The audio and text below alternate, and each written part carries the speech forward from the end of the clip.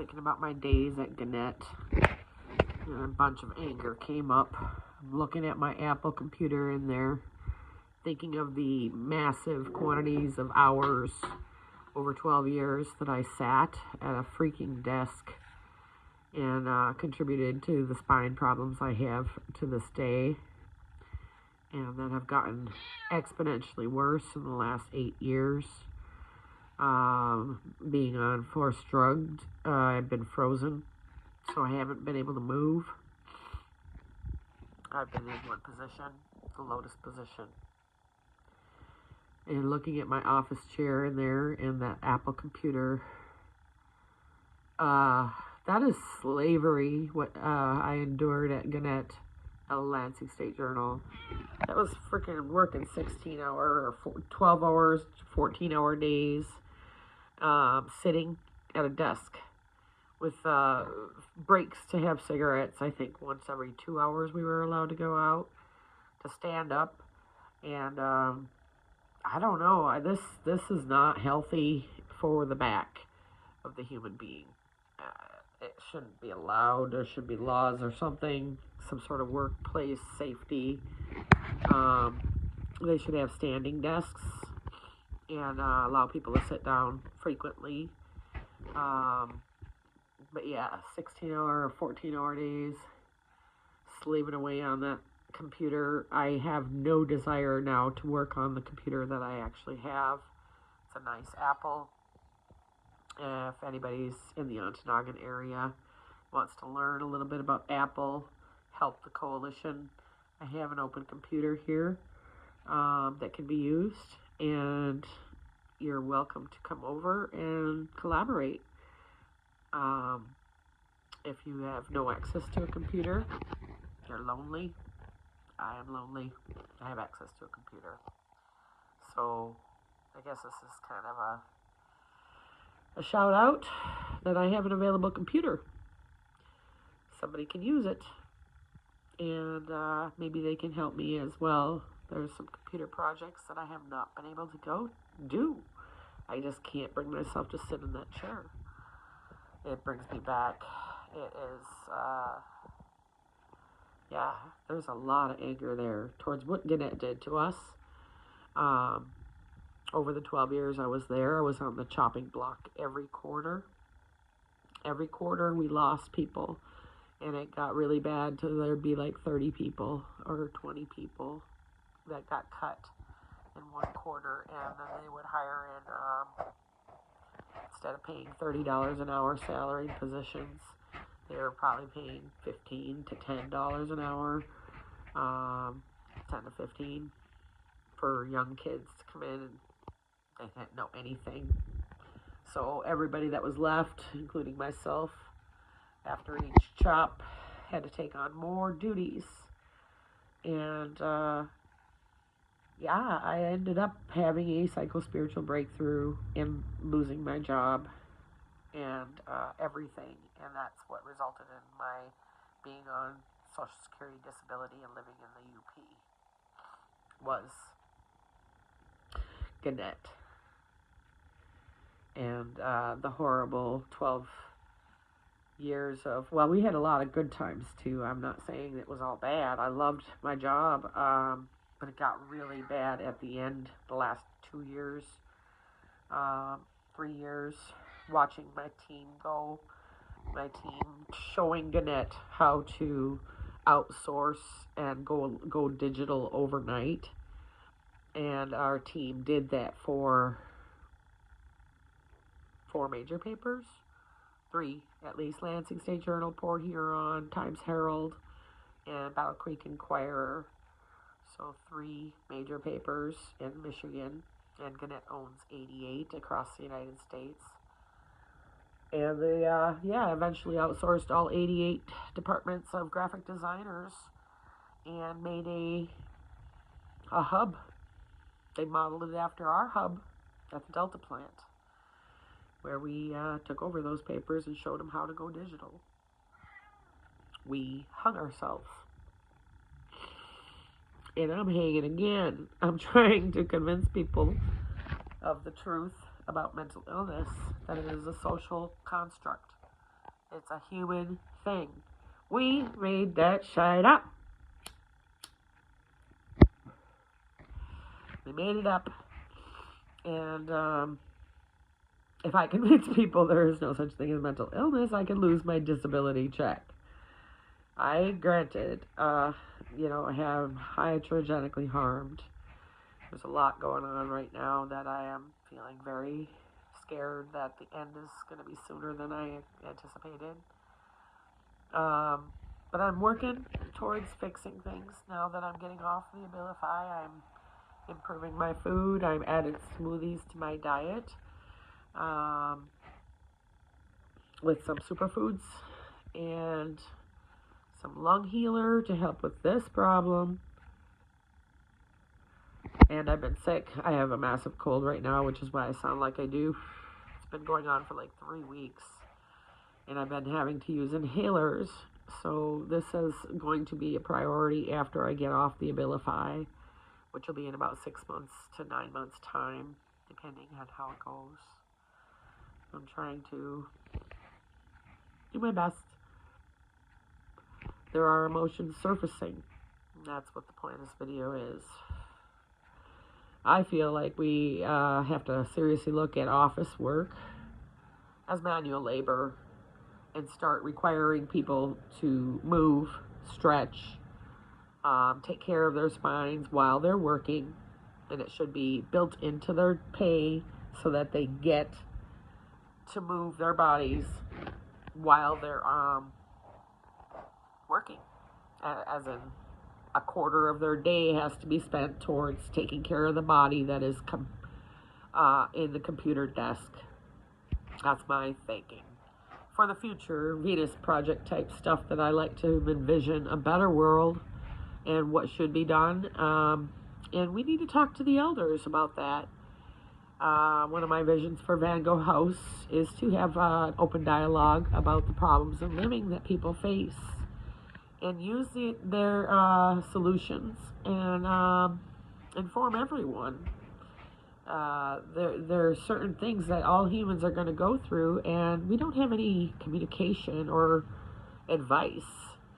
No hub of it. And I'd like to make a hub of problems and living solutions.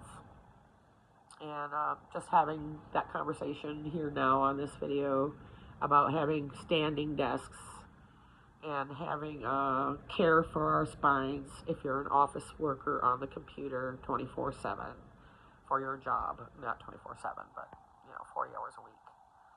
I was working like 70 hours a week, and that is not healthy. And it shouldn't just be you get extra pay for doing it. You should have hours built into your clock that exercise the spine, and you get paid to make sure that you're not going to end up like me, not walking because of years on the computer. And then the force drugging is a whole other 9 yards of anger, which I'm not going to get into because I'm trying to tap into joy and grief right now. I'm trying to be selective about what I pursue for my emotional problems in living. They are resurfacing because of the taper. I actually had to cry.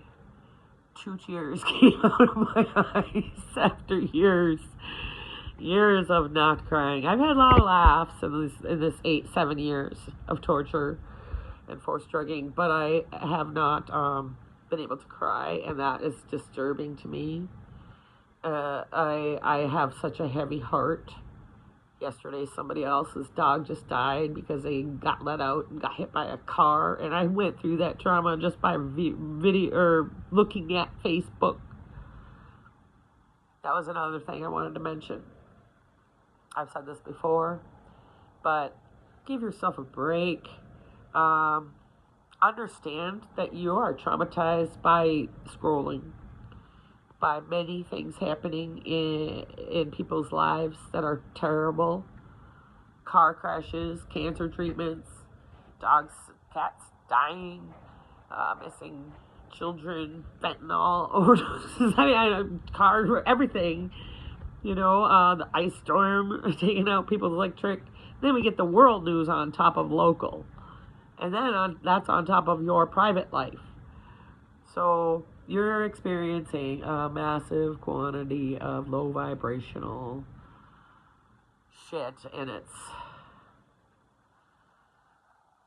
collecting, and that's what led to my psychospiritual breakthroughs.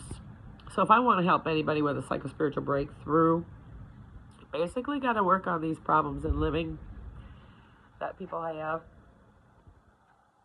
and help each other through like the old days. Community. That's what's lacking, and Gaber Mate says that, and I agree. Community is lacking. So that's what Gogh House is going to be. Is not the bar, not a church, although there is a Kestis Church of Sauna you can choose to join if you want. But yeah, a community again. People having coffee, discussing their problems in living. And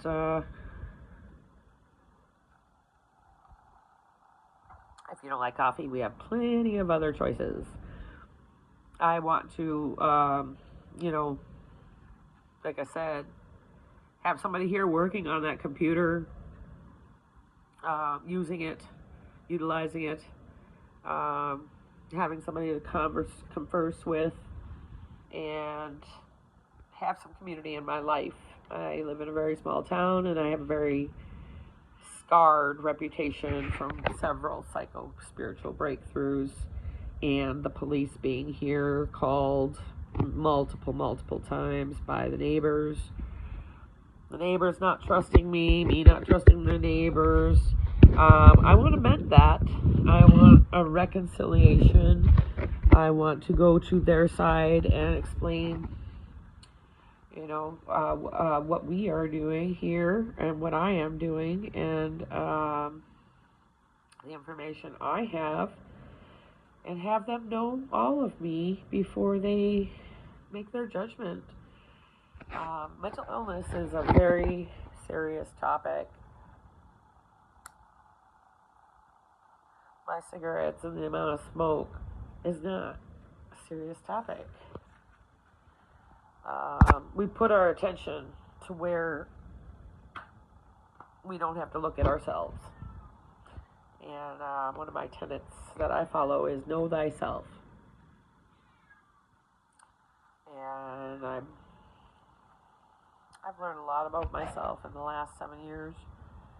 And I've learned a lot about humankind. We cannot continue to label trauma as illness. It is a natural reaction to circumstances that other people don't want to take time to listen to.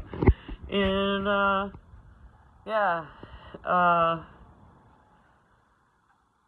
that's part of community again. Listening to people's stories and getting in a deeper look at their lives and understanding a little more about such vague terms as mental illness. My opinion is it's a evolution of mankind and its feelings, and we are killing feelings, and that is the stupidest thing that I can think of. I mean, what the way we're treating trauma and people who are, it's just wrong. What we're doing is so beyond wrong. Once I started looking at it, it's we've been hoodwinked, marketed to, lied, advertised to. I am an advertising specialist, or I was at Lansing State Journal. Everything I see about the marketing of mental illness since they developed these pills, first and second generation antipsychotics. I'm talking about brain disabling psychotropic neurotoxins.